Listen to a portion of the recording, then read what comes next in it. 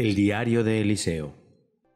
El Galileo deseaba transmitir su mensaje por la fuerza de la palabra, no por su poder. Yu lo entendió. Aproveché la buena disposición del chino para plantear algunos asuntos que ignoraba. Él era seguidor de Confucio y, sobre todo, del taoísmo. ¿De dónde procedía aquella filosofía? Yu habló, entusiasmado, de Lao Tse, pero manifestó que, en realidad, la sabiduría del filósofo chino no era suya. Había sido impartida por unos misioneros extranjeros llegados precisamente desde Palestina. Mostraban una bandera con 3 círculos azules concéntricos. Dijeron ser discípulos de Malquisedec, príncipe de justicia. Era un hombre blanco, muy alto, con los cabellos albinos y los ojos intensamente azules.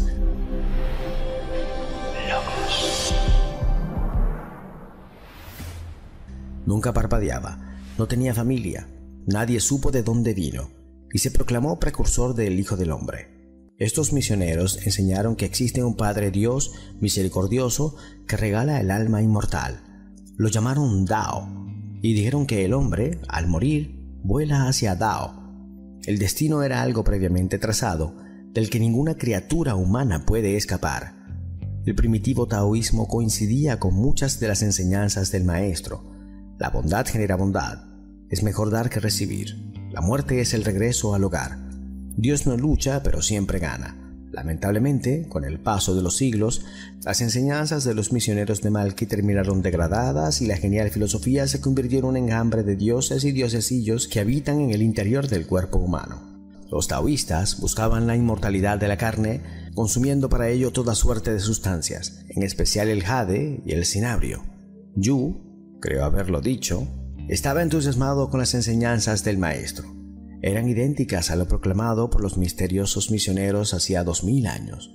Por eso lo dejó todo. Mateo equivocó paisajes y paisanajes.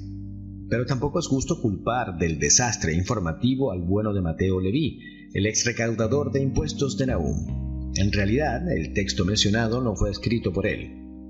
La Iglesia Católica lo sabe, pero nunca lo reconocerá. El supuesto Evangelio de Mateo fue redactado hacia el año 40, unos 10 años después de la muerte del Galileo, por un tal Isador, discípulo de Mateo Leví. Se sirvió de las notas escritas por el Gabbai poco después de la muerte del Hijo del Hombre, así como de los recuerdos de Mateo. En aquel tiempo, los discípulos honraban así a sus maestros. Atribuían lo escrito por ellos a los que admiraban. Era lo acostumbrado.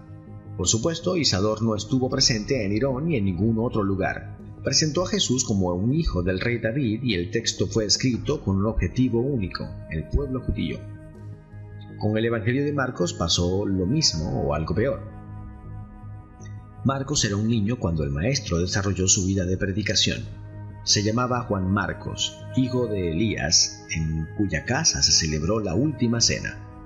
Pues bien, cuando creció, Juan Marcos siguió a Pedro en sus viajes y bebió de los recuerdos del apóstol. Después se unió a Pablito de Tarso, el nefasto.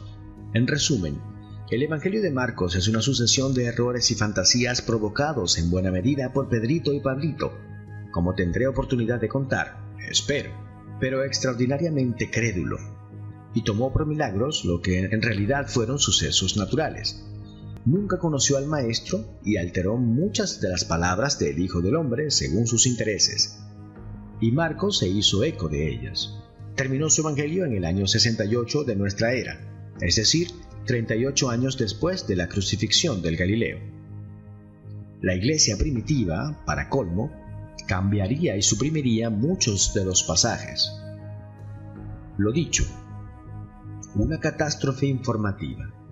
Lucas contó lo que le contaron. No tuvo la fortuna de conocer a Jesús de Nazaret.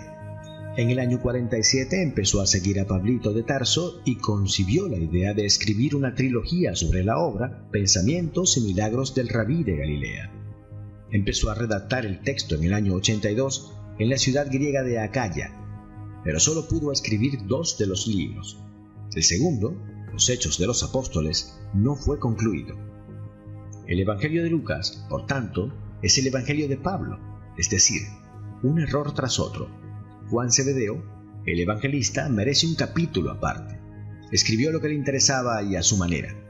La verdad no contaba para él. Lo redactó Natán, un judío helenizado de Cesarea. La redacción, basada en los recuerdos de Juan, se inició en el año 101 de nuestra era. Pero, en el fondo, nada de esto es importante. Jesús, como se verá, no fundó ninguna iglesia. Era el Mesías prometido y libertador. ¿Quién tenía el poder de convertir el agua en vino? ¿Quién era capaz de limpiar a un leproso con un simple gesto de acariciar sus cabellos? ¿Quién hablaba como él? ¿Quién arrastraba multitudes? No había duda. Estaban ante el rompedor de dientes del que hablaban más de 500 profecías. Era el momento de la sublevación contra la odiada Roma. Jesús tenía la capacidad de conducir los ejércitos. Ellos, los íntimos, serían sus ministros y generales. Nadarían en oro.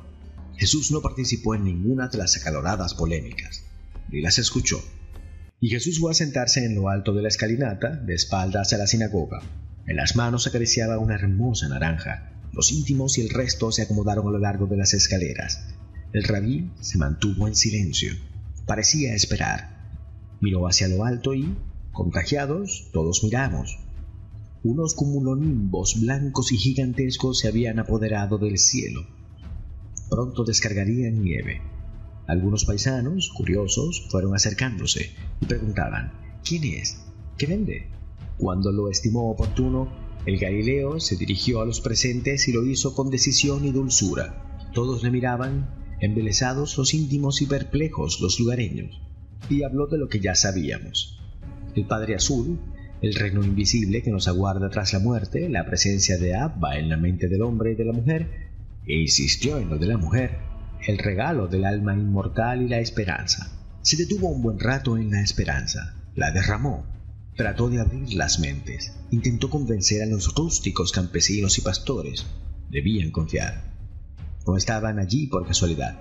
Todo obedecía a un orden. El Padre Azul conoce a cada hijo, está en el interior. La gente del pueblo no entendió gran cosa y, aburrida, terminaban dando media vuelta y alejándose. Algunos, más audaces, preguntaban: ¿quién es este loco? Conté 40 o 50 paisanos, no más. Fue un fracaso, otro. Afortunadamente empezó a nevar y la prédica fue suspendida. Regresamos al campamento. Esa tarde los íntimos se enzarzaron en una nueva polémica. Jesús tenía que hacer prodigios, ese era el camino. Eso defendía a la mayoría. Era la única forma de controlar e interesar al pueblo. Eso gritaban. Jesús no presenció estas discusiones. Se alejó con sal a las colinas. Menos mal.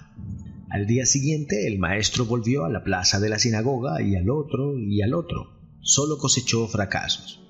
Los Fela, campesinos, se burlaban de él y de sus extrañas palabras. ¿Puedes convertir estas piedras? Y señalaban el suelo. ¿En denarios de plata? Lo hiciste en Caná con el agua. Eso dicen. Las enseñanzas terminaban con insultos mutuos. Los íntimos estallaban y recriminaban la actitud de los paisanos. Estos, a su vez, los mandaban a la mierda y exigían que se fueran con la música a otra parte.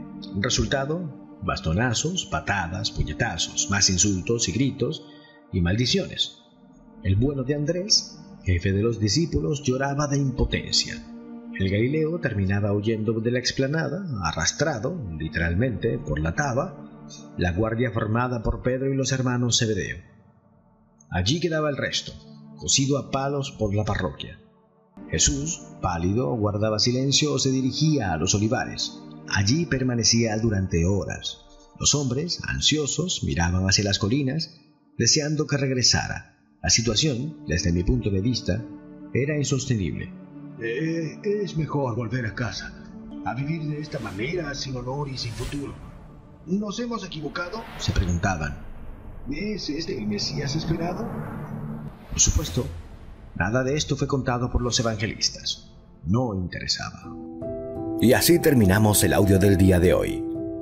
Yo soy Hassan, la voz oficial del Logos Verbum.